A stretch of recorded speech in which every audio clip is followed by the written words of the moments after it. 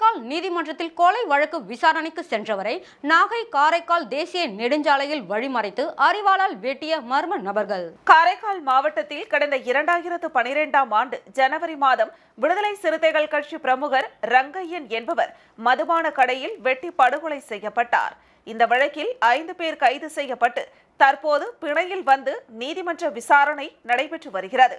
இவ்வழக்கில் 5 பேரில் 2 பேர் இறந்த நிலையில் 3 பேர் மட்டும் தற்போது நீதிமன்றத்தில் ஆஜராகி வருகின்றனர்.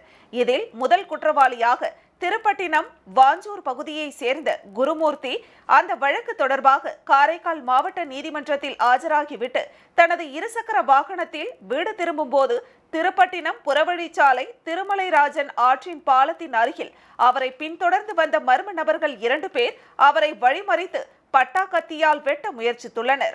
அப்போது குருமூர்த்தி சுதாரித்து ஓடுகையில் மர்ம நபர்கள் குருமூர்த்தியின் தலையில் வெட்டியுள்ளனர். வெட்டு காயங்களுடன் ஓடிய குருமூர்த்தி திருமலைராஜன் ஆற்றில் குதித்து உயிர் தப்பியுள்ளார். இதனை கண்ட வாகன ஓட்டிகள் கூச்சலிடவும் மர்ம நபர்கள் இருசக்கர வாகனத்தில் தப்பி சென்றுள்ளனர்.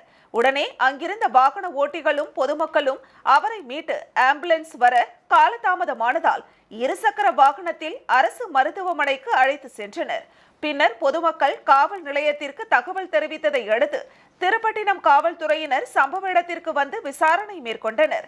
அரசு மருத்துவமனையில் தீவிர சிகிச்சை பிரிவில் இருக்கும் குருமூர்த்தியிடம் மாவட்ட காவல் கண்காணிப்பாளர் சுப்பிரமணியன் மற்றும் திருப்பட்டினம் காவல் ஆய்வாளர் லெனின் பாரதி உள்ளிட்ட காவல்துறையினர் விசாரணை மேற்கொண்டனர். முதற்கட்ட விசாரணையில் அவர்கள் சுவாமிக்கு மாலை அணிந்து இருந்ததாகவும் தெரிவித்துள்ளனர்.